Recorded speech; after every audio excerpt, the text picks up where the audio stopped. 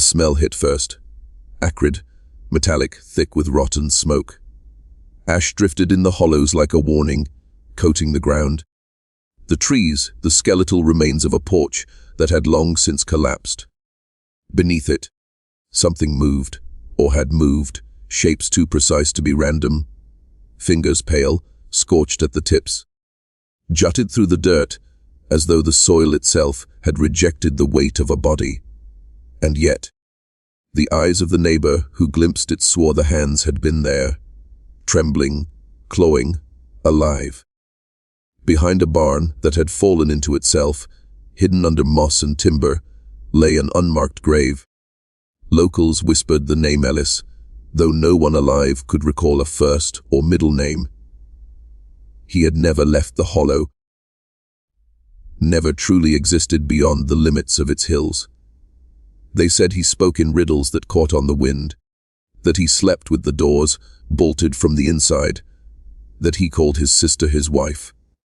She was there, too, though her name had been forgotten even by the children of the hollow.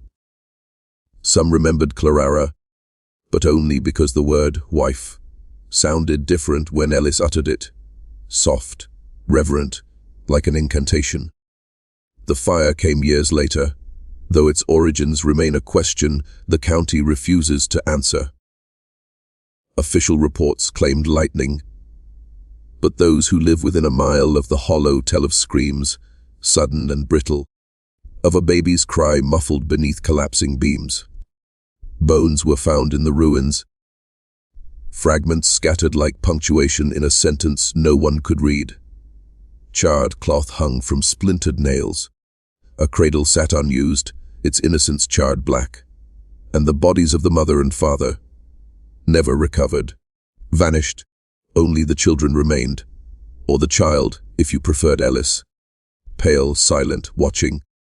He was 13 when he first spoke the word aloud, calling his sister wife, in a tone that neither sought nor required correction. She was older by 2 years. She answered only with silence, eyes wide, body still. Together they inhabited a house without windows, a land so closed in by trees that the sun barely touched the soil.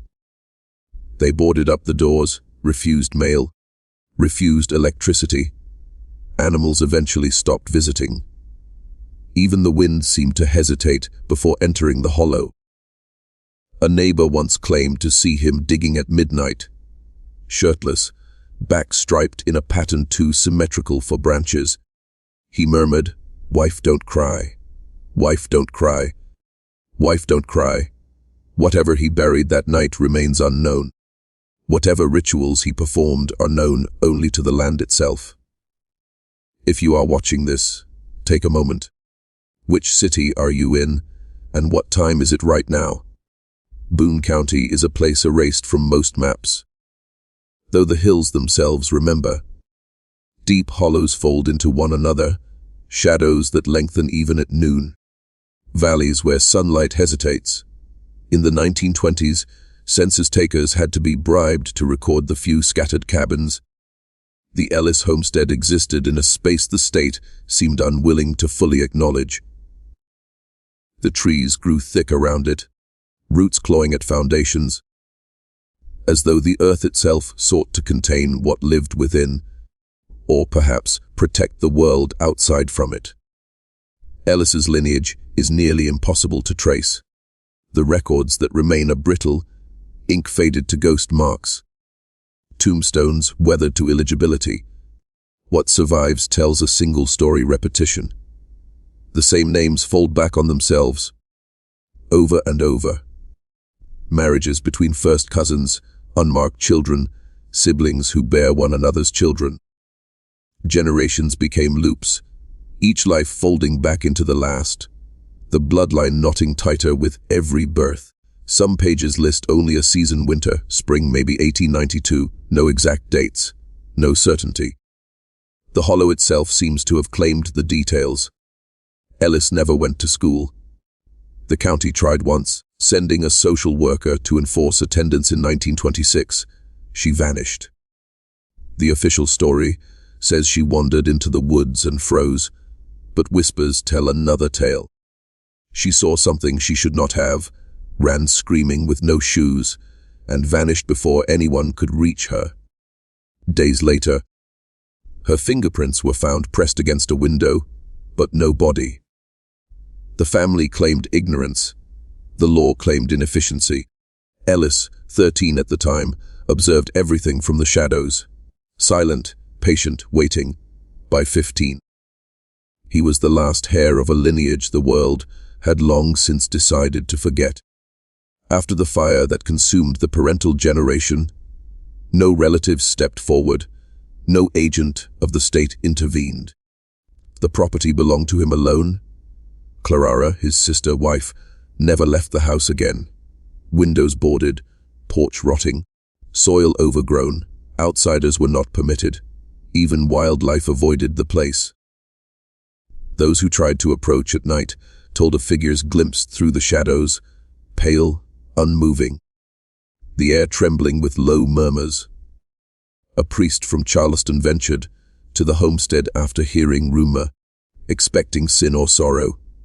He left 30 minutes later, silent for the remainder of his days, retiring shortly after. A traveling doctor in 1941 described Ellis's face as off, collapsed in the wrong places, skull and jaw misaligned. Features recycled too many times over generations. Clara could not speak, she only stared, blinking, rocking back and forth. When the doctor inquired about children, Ellis said only, "None yet lived long." The note appears in official medical archives. None yet lived long. Locals whispered of midnight cries, of babies that were never seen, of the land itself refusing new life. Visitors were scarce. The few who trespassed spoke of furniture nailed to ceilings, dolls with burned faces, shoes hanging from rafters, footsteps that did not echo right, cameras malfunctioning, film overexposed in corners. Shapes lingered just beyond vision. And always in the hollow, Ellis watched. The child Ellis grew in a world no one else could enter. By 13, he moved with the patience of a predator and the silence of a shadow. The hollows shaped him as much as the family, folding him inward like the walls of the house he would never leave. He walked barefoot over roots and rocks, memorizing the contours of his domain as though each stone, each fallen branch, were a line in a map written only for him. Clara followed in his steps, her gaze empty, her hands folded, body still yet present. She bore the silence of centuries on her shoulders. Records of births on the property are irregular. Notations in marginless ledgers, scribbles on brittle Bible pages. Clara gave birth several times, yet no child survived past hours or days. Some babies were buried hastily beneath the floorboards, their cries cut short before neighbors could hear. One midwife, who escaped with fragments of the story, claimed the children were malformed, limbs twisted inward, skulls collapsing in unnatural symmetry, features that seemed borrowed from ancestors long dead. Yet Ellis never seemed to grieve. Some believed he welcomed the loss. The family's purpose, whispered across generations, was never to flourish in the world, but to sustain the hollow itself. Visitors, when they arrived, rarely left unchanged. In 1954, a young woman, following the cry of a baby, discovered Ellis crouched in the snow, clutching something indistinguishable in his hands. He did not speak, did not move. She fled. The wailing seemed to follow her back to the road, looping in her mind, synthetic in its perfection, endless. That year, the family had been isolated for 3 decades. The girl's account was dismissed as hysteria, but the echo of that cry never left the hollow. Medical reports, sparse and secretive, indicate that Clara's pregnancies were recorded without names, without birth dates. One child appears only as weighted on a charred wooden marker found on the land decades later. State officials made several attempts to intervene. 2 men in 1941 4 men in 1967, armed with warrants, rifles, and fear. Each encounter ended the same way. Men returned broken, ill, or missing. Inside the cabin, investigators found only the remnants of ritual, furniture nailed to ceilings, dolls with faces burned off, children's shoes suspended in frozen air, no humans, no footprints. Nothing but a stillness that hung like a second skin over the house.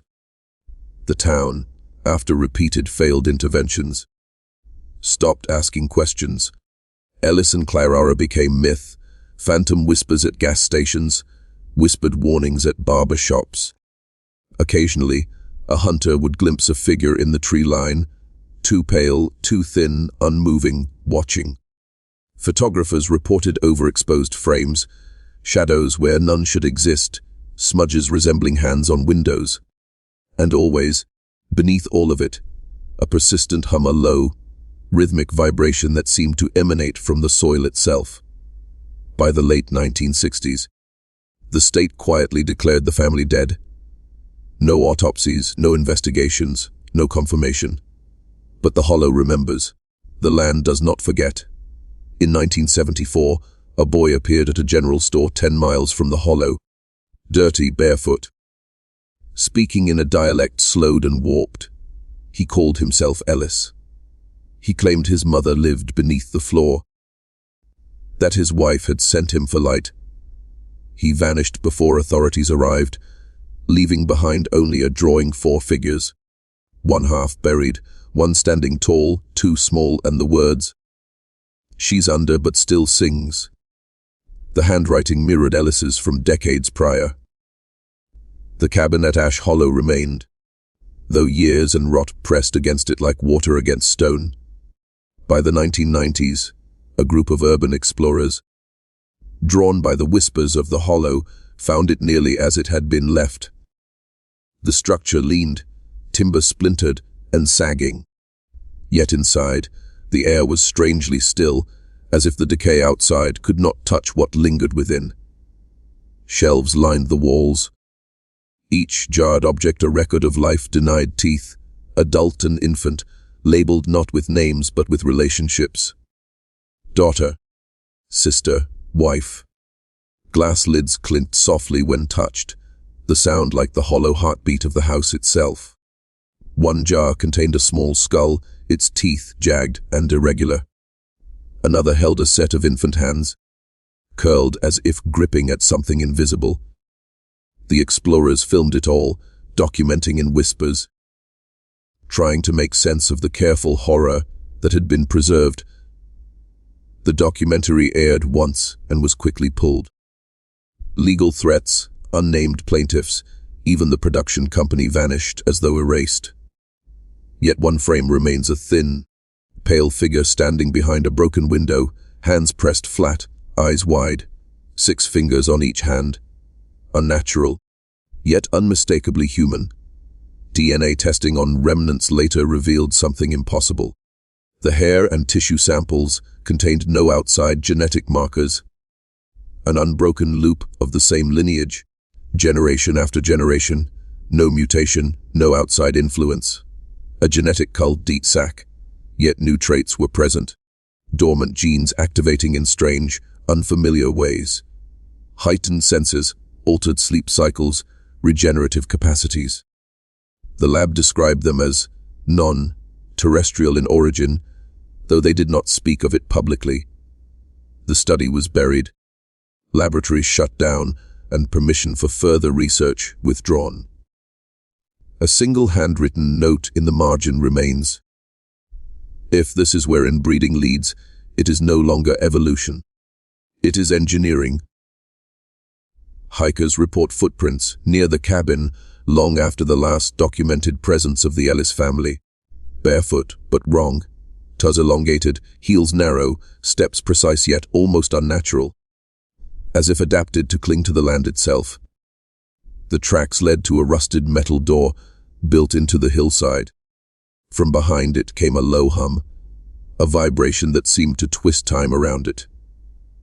Those who approached never went in, leaving only uneasy memories, the echo of the hum lingering for miles.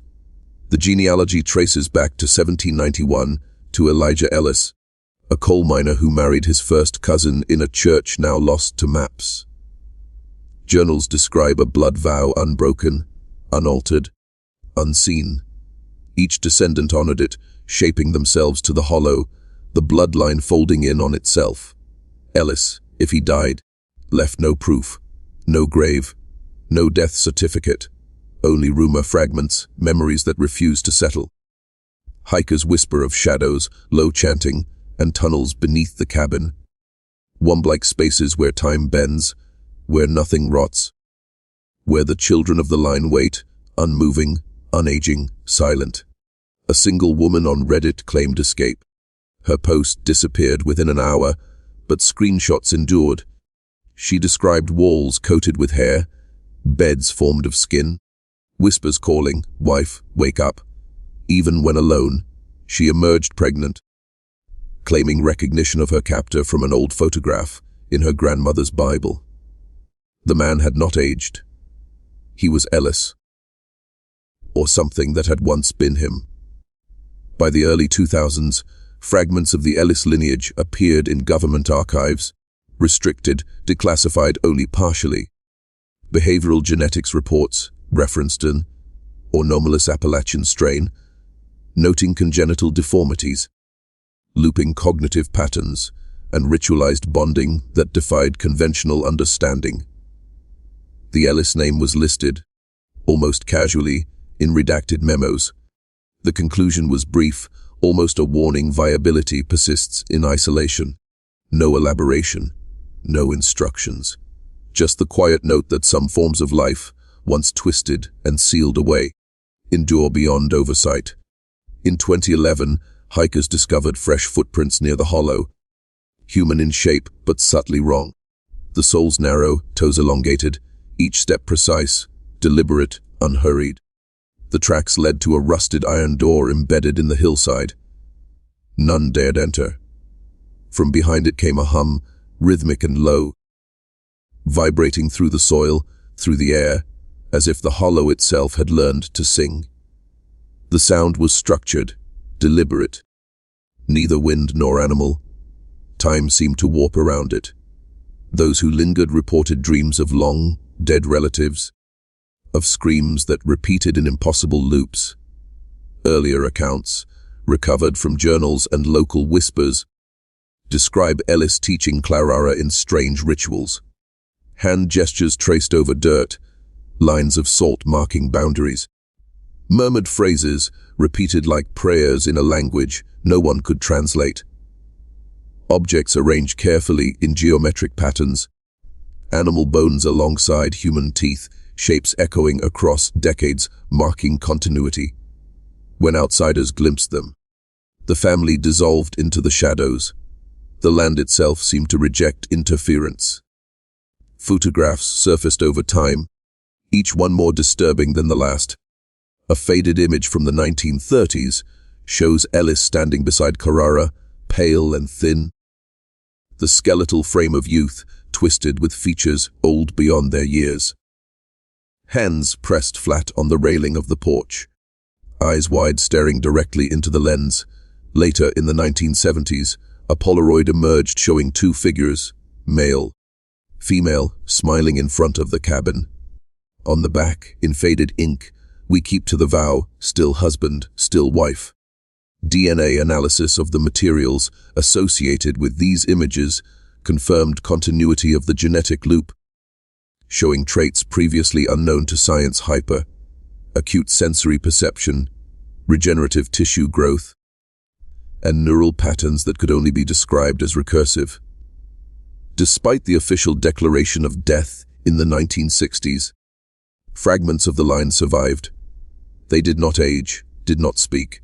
They existed as memory given flesh, living archives of a practice the world had long ago rejected.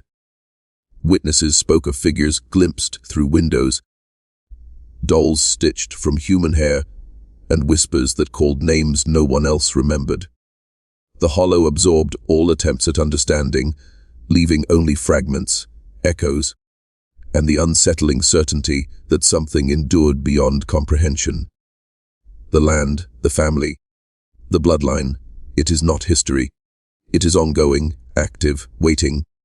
Those who venture too close report the same refrain, soft, almost imperceptible, riding the wind, wife, come in now. In 2020, a wildfire swept through part of Ash Hollow. Flames consumed years of overgrowth, dry brush, and the remnants of neglected fields. Locals assumed that finally, the last traces of Ellis and his line had been erased.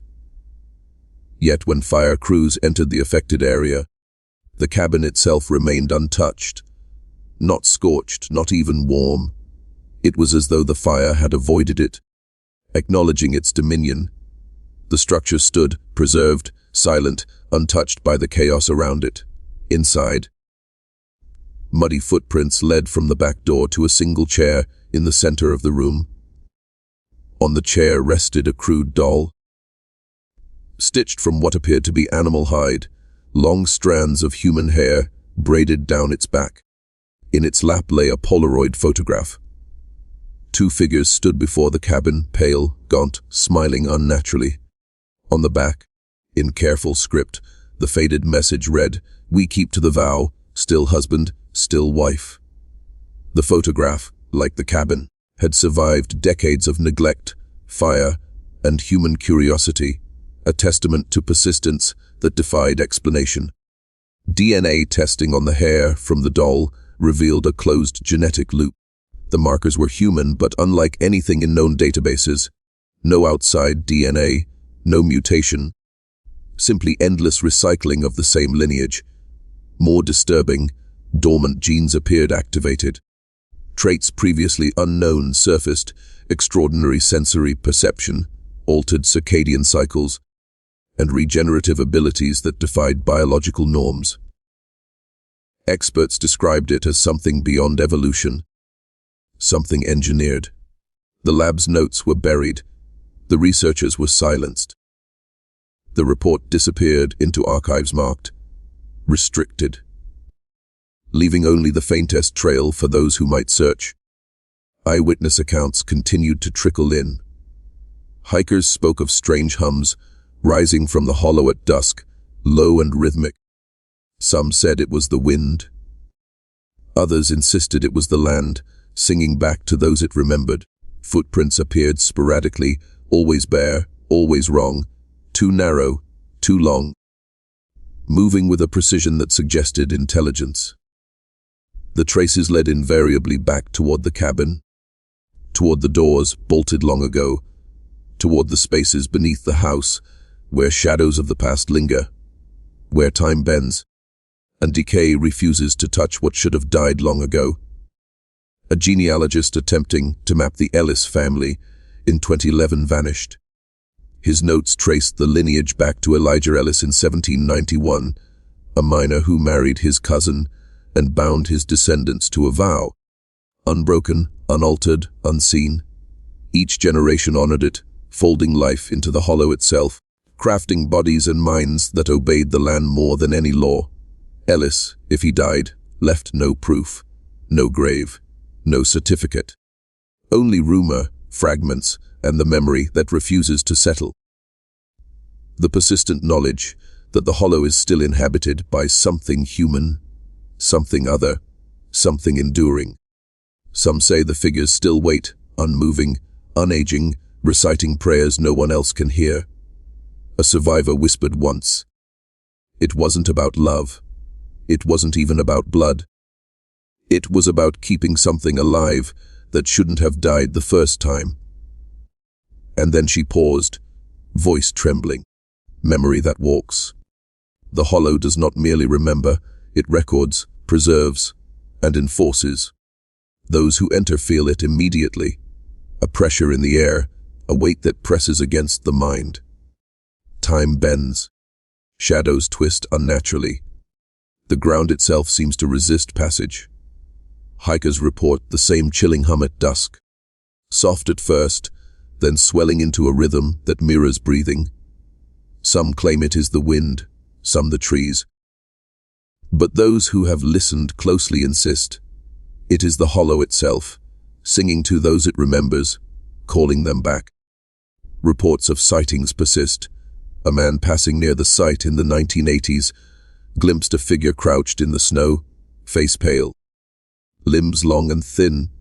He froze, watched the figure murmur over the ground in words he did not understand. The figure's hands moved over the soil, tracing symbols like arcane letters, repeating, "Wife, don't cry. Wife, don't cry." He fled, only to see the figure again weeks later, standing in the tree line, unmoving. Eyes locked on him. No one else witnessed it. No one could intervene. The Ellis bloodline. Through centuries of repetition and isolation, developed traits no science can explain. Archival notes describe children with altered skeletal structures, reflexes beyond normal human limits, and neural pathways that looped recursively, generating intelligence inwardly, as if life were observing itself rather than the world. Observers who approached the cabin often became ill, vertiginous, or delirious. One investigator, entering the woods in 1941, disappeared for 3 days. When he returned, he quit his post. Moving out of state, his only words about the experience: "That boy is not human anymore." By the late 20th century, technology only deepened the mystery. Photographs taken by urban explorers in the 1990s captured faint outlines, overexposed blurs, shadows that formed humanoid shapes where none should exist. Equipment malfunctioned without explanation. Film developed strangely, and in certain frames, faint six-fingered hands pressed against windows, reminiscent of earlier accounts. The hollow had become a living archive, a trap, a preservation chamber for something the world was never meant to witness. Even the local community, for decades, kept silence. Whispered warnings at gas stations, old-timers leaning close in barbershops, passing advice without context. The hollow had an influence, a gravity of dread, that extended beyond its borders. Maps deliberately mislabel the area as a wildlife preserve. Trails are unmarked, the forest dense. The land is quarantined. Not for disease, but for memory. Those who venture too close risk being pulled into the hollow's record, becoming part of the archive themselves, traced and catalogued by forces older than any county office, older than the forest, older than the fire that could not touch the cabin. And somewhere within the house, or beneath it, the figures persist, not living in any conventional sense, but not dead either. They wait, unmoving, unaging, speaking only in murmurs, shadows folding upon themselves, children of a line twisted upon itself for centuries, memory given flesh, a legacy of repetition and secrecy, sustained against the world, against time, against natural law. The hollow's influence stretches into the modern day, though rarely acknowledged. Urban explorers, genealogists, and amateur historians occasionally glimpse traces, footprints in shapes that defy human anatomy, whispers that fold language into impossible forms, and glimpses of pale figures that vanish when approached. Some have claimed that the walls themselves hum, vibrating with the pulse of generations long collapsed upon themselves, a rhythm older than any building or road. One researcher in the early 2000s, piecing together archival notes, remarked that the Ellis lineage functioned as a living experiment, a deliberate contraction of humanity into a closed loop, a family engineered to persist, observe, and record itself. Witnesses describe Clara as the quiet axis of the house. Her presence, unmoving yet undeniable, dominates rooms without effort. She does not speak. She does not cry.